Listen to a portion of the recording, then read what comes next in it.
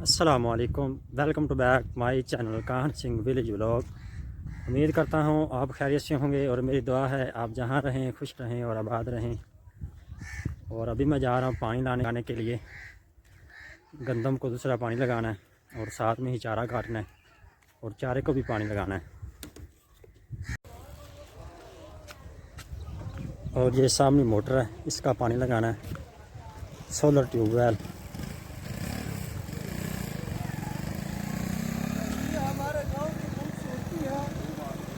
अस्सलाम वालेकुम, की हाल चाल है। और ये पानी पहले बांध दिया उसने मेरी तरफ ही, और अभी जाके पानी चेक करते हैं और चारा काटते हैं।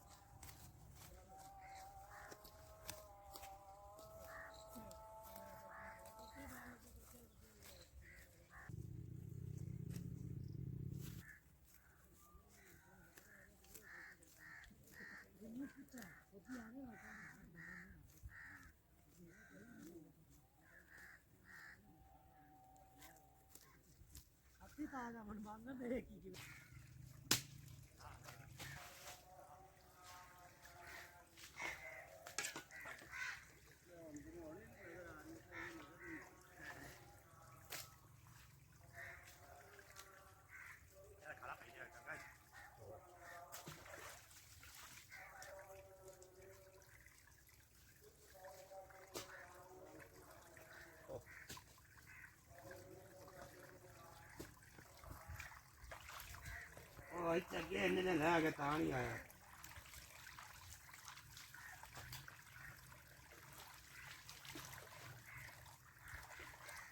ਉਵੇਂ ਮਿੱਟੀ ਲੈ ਕੇ ਰੱਖੇ ਵਿੱਚ ਉਵੇਂ ਸਾਡਾ ਨਾ ਟੱਪ ਗਿਆ।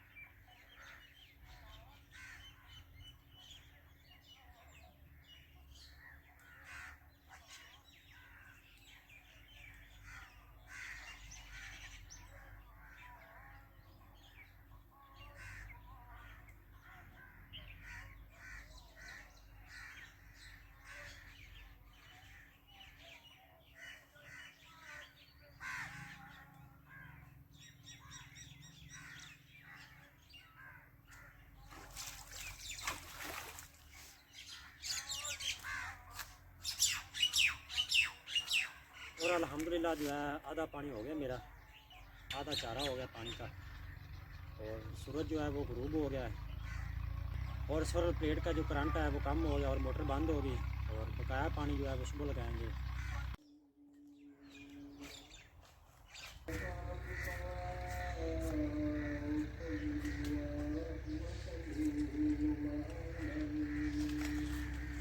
करा दो कुछ है करा दो।